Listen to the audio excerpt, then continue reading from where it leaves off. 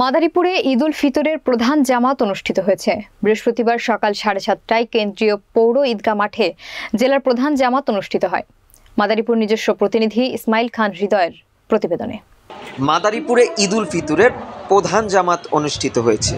বৃহস্পতিবার 11 এপ্রিল সকাল 7:30টায় কেন্দ্রীয় পৌর ঈদগাহ মাঠে জেলার প্রধান জামাত অনুষ্ঠিত হয়।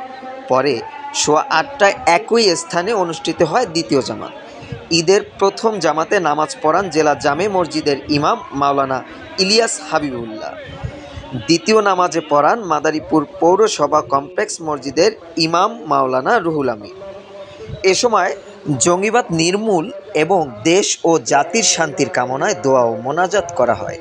নামাজ শেষে মুসল্লিরা বিপুল উৎসাহ উদ্দীপনা ও ধর্মীয় ভাব গাম্ভীর্যের মধ্য দিয়ে একে অপরের সঙ্গে কুলাকুলির মাধ্যমে ঈদের আনন্দ ভাগাভাগি করে নেন। ঈদের নামাজকে ঘিরে এ সময় নেওয়া হয় বাড়তি নিরাপত্তা ব্যবস্থা।